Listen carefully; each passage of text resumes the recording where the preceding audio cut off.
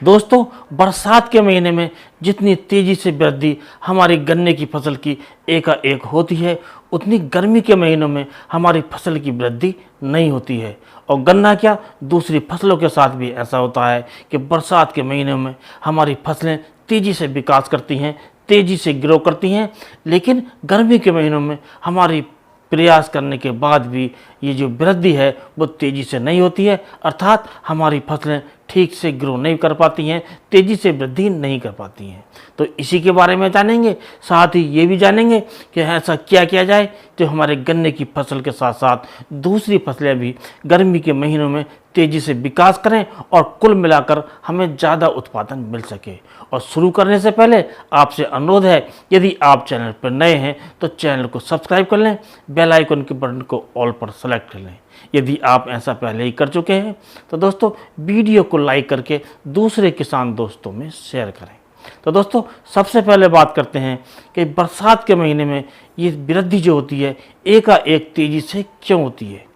तो दोस्तों, जब बरसात होती है उसके साथ बिजली कड़कती है तो वायुमंडल से बहुत से जो नाइट्रेट है, नाइट्रोजन है, वो हमारी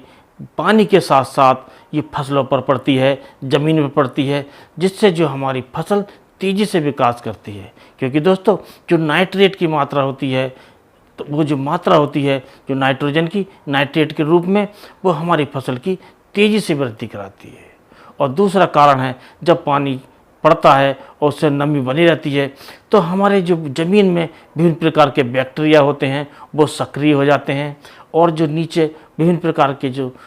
सूक्ष्म तत्व हैं या माइक्रोन्यूट्रिएंट्स हैं या पोषक तत्व हैं, उनको हमारे पौधों को उपलब्ध कराते रहते हैं, जिससे हमारी फसलें बहुत तेज़ी से विकास करती हैं। और दोस्तों, लेकिन गर्मियों में ऐसा नहीं हो पाता है। अब गर्मियों में ऐसा क्यों नहीं हो पाता है? क्योंकि उस समय जो हमारी फसलें विकास कर नहीं पाती हैं, उसका सबसे बड़ा जो कारण है ये होता है कि हमारे जो वायुमंडल में नमी की आवश्यकता के अनुसार पूर्ति नहीं हो पाती है। और दोस्तों, जब हमारी नमी नहीं होती है तो हमारे पौधों को नमी नहीं मिल पाती है, तो ये वृद्धि नहीं हो पाती है। और दोस्तों, जब हम पानी देते हैं और समय समय पर पानी देते हैं, लाख प्रयास करने के बाद बार बार हम सिंचाई करते हैं, तो उसका जो पानी है बहुत बड़ी मात्रा में ये बाष्पोत्सर्जन होकर ये उड़ जाता है और हमारी फसलों को नहीं मिल पाता है, और जिससे हमारी फसलें पानी के अभाव में तेज़ी से वृद्धि नहीं कर पाती हैं। और दोस्तों, जो नीचे ज़मीन में विभिन्न प्रकार के सूक्ष्म बैक्टीरिया होते हैं, वो हमारी जो मिट्टी में वो निष्क्रिय हो जाते हैं, ये नीचे चले जाते हैं, जिससे जो उनका कार्य है, जो विभिन्न प्रकार के सूक्ष्म तत्व होते हैं, विभिन्न प्रकार के पोषक तत्व होते हैं, वो हमारी फसलों को नहीं दे पाते हैं। क्योंकि दोस्तों, ये जो बैक्टीरिया होते हैं विभिन्न प्रकार के पोषक तत्वों को जो हमारी ज़मीन में फिक्स होते हैं, उन्हें तोड़कर हमारी फसलों को उपलब्ध कराते हैं। और जब ये निष्क्रिय अवस्था में होते हैं तो ये पौधों को नहीं दे पाते हैं, जिससे हमारी फसल में वृद्धि तेज़ी से नहीं हो पाती है। और दोस्तों, जब हमारा ये वायुमंडल में विभिन्न प्रकार की जो नमी नहीं होती है तो उससे हमारी ये जो है लॉस होता है। और दोस्तों, और जो कारण है, जब हम ज़मीन में सिंचाई करते हैं तो वो सिंचाई का जो पानी होता है वो हमारा तेज़ी से गर्मी के कारण ये जो पानी का लॉस होता है, जो पत्तियों द्वारा जो छोड़ दिया जाता है, और वो पत्तियों द्वारा छोड़ने के कारण पौधों को ठीक से नहीं मिल पाता है, और जो जड़ों में फिर पानी की कमी आती है, और हम बार बार सिंचाई करने के बाद भी हम अपनी फसलों का विकास नहीं कर पाते हैं। अब दोस्तों, अब बात आती है कि ऐसा क्या किया जाए जिससे हमारी फसलें गर्मी के महीनों में भी, गर्मी के दिनों में भी अच्छे से विकास करें, तेज़ी से विकास करें, और हमें कुल मिलाकर ज़्यादा उत्पादन मिले। तो दोस्तों, इसका जो कारण है, इसका जो हम लाभ ले सकते हैं वो ले सकते हैं नाइट्रेट के रूप में अपनी फसलों को खाद दें। जैसे हम कैल्शियम नाइट्रेट का प्रयोग कर सकते हैं, क्योंकि जो कैल्शियम नाइट्रेट होता है वो हमारी फसलों को तेज़ी से मिलता है, जिससे हमारी फसलें तेज़ी से विकास कर सकती हैं। और दोस्तों, कैल्शियम नाइट्रेट के साथ साथ हम मैग्नीशियम नाइट्रेट का भी प्रयोग कर सकते हैं, उससे भी हमारी फसलों का तेज़ी से विकास होता है। और दोस्तों, इसका जो विभिन्न प्रकार के जो ये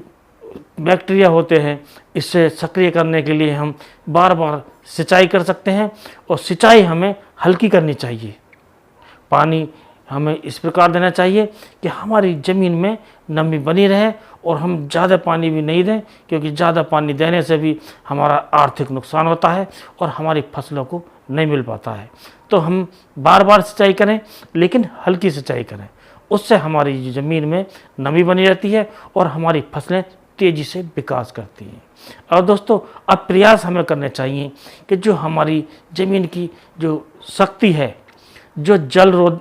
धारण करने की क्षमता है, वो बनी रहे। उसके लिए जो सबसे बड़ा जो कार्य है वो हम कर सकते हैं, जैसे हम गोबर का खाद दें तो उससे ज़मीन के जल धारण की क्षमता बनी रहती है, या हम गोबर के साथ साथ जो हरी खाद होती हैं जैसे सनी है, ढैंचा है, इन्हें हम बुवाई करके मिट्टी पलटने वाले हल से इन्हें पलटें और उससे हम हरी खाद तैयार करें, उससे भी जल धारण करने की क्षमता हमारी ज़मीन में बढ़ती है। और दोस्तों, इसके साथ साथ जो विभिन्न प्रकार के ऐसे खाद आते हैं इनका हम प्रयोग कर सकते हैं। और दोस्तों, इसके साथ साथ जो विभिन्न प्रकार के जो स्टिकर होते हैं, और जो स्टिकर ख़ास तौर से सिलिकॉन बेस होते हैं,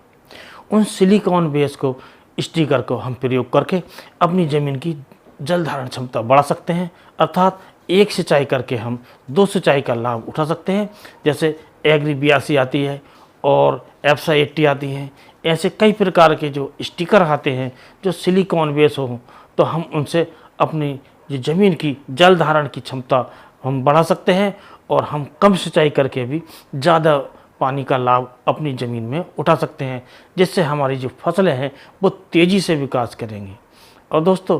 और ऐसा करने से जो विभिन्न प्रकार के जो माइक्रोन्यूट्रिएंट्स हमारी ज़मीन में पड़े रहते हैं, पोषक तत्व पड़े रहते हैं, तो उससे जो हमारे जो बैक्टीरिया होते हैं जो इस समय अर्थात गर्मी में निष्क्रिय हो जाते हैं, ऐसा करने से वो सक्रिय हो जाते हैं और हमारी फसल को विभिन्न प्रकार के माइक्रोन्यूट्रिएंट्स, विभिन्न प्रकार के पोषक तत्व वो देने लगते हैं और हमारी फसल एकाएक तेज़ी से विकास करने लगती है।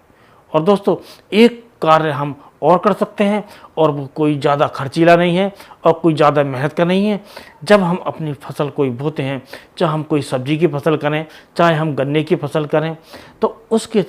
चारों तरफ अर्थात बाउंड्री पर हम कोई लंबी फसल बोएं, जैसे मक्का है, ज्वार है, बाजरा है, या ढैंचा है, सनी है, ऐसी फसल की बुवाई करें। बाउंड्री के चारों तरफ अर्थात खेत के चारों तरफ यदि इन फसलों की हम बुवाई करते हैं तो जो गर्म हवाएं आती हैं वो छन कर आती हैं, फिल्टर होकर आती हैं, और उनका जो असर है गर्मी के महीने में हमारी फसल पर कम पड़ता है, और कुल मिलाकर जो हमारी फसल है वो तेज़ी से विकास करता है। तो इस प्रकार हम विभिन्न कार्य करके अपनी फसल को गर्मी में भी अच्छी तेज़ी से ग्रो कर सकते हैं, अच्छी तरह से बर्बाद कर सकते हैं, और इस प्रकार हम ज़्यादा उपज ले सकते हैं। तो दोस्तों, आज की वीडियो में बस इतना ही। अगले वीडियो में कोई नया टॉपिक लेकर फिर मिलते हैं। तब तक के लिए नमस्कार।